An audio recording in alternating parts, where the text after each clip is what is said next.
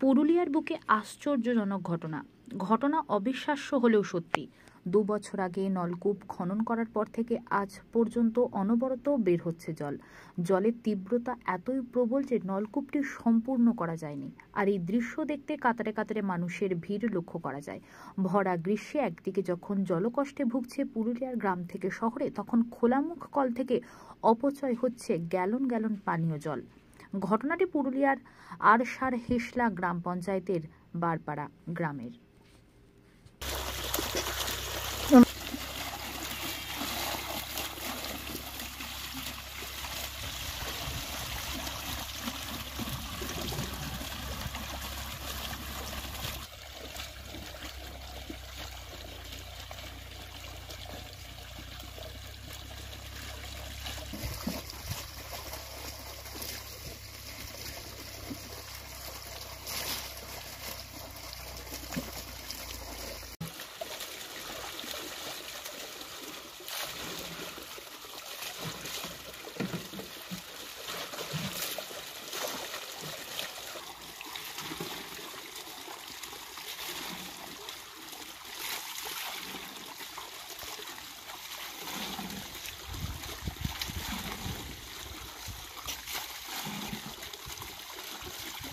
দেখুন, পঞ্চায়েতের এই সবগুলো তো কাজ নেই। পঞ্চায়েতের কাজ শুধু হচ্ছে কোথায় কাটমানি খাবো বা কোথায় কোন জায়গায় কমিশন খাবো, এর বাইরে পঞ্চায়েতের কাজ নেই। অথচ পুরুলিয়া একটা, আপনারা জানেন যে রুখাসুখা জায়গা, এখানে জলের জন্য মানুষের হাহাকার হয়, বিশেষত এই গ্রীষ্মকালে।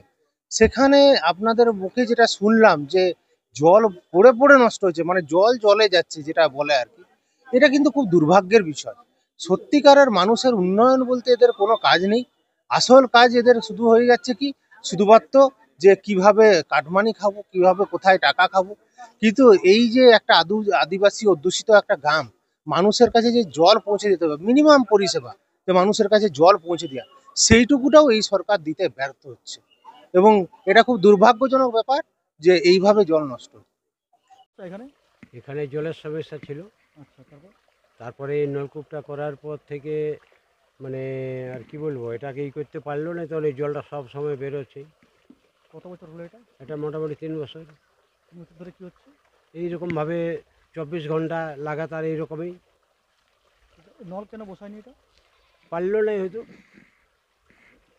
আচ্ছা, তো এটা তো জল অপচয় হচ্ছে, কি বলবেন? হ্যাঁ, জলটা অপচয়ই হচ্ছে, কিন্তু পারলো না বলে এইরকমভাবেই হচ্ছে। তো এখন এই যে গ্রীষ্মকালীন যে সবজি, এই যে বড় ধান হচ্ছে, বেগুন হচ্ছে, আলু হচ্ছে, সবই হচ্ছে, তবে জলটা ধরে রাখতে পারলে আরও একটু উন্নতি হইতো, এই আর কি। এটা এই তো মনে করুন আমার ক্ষেত্রে ভরে গেল, এরপর জলটা তো সেই বাইরে চলে যাচ্ছে, এই জলটা তো আর কোনো কাজে লাগছে না, নদীতে নেমে যাচ্ছে।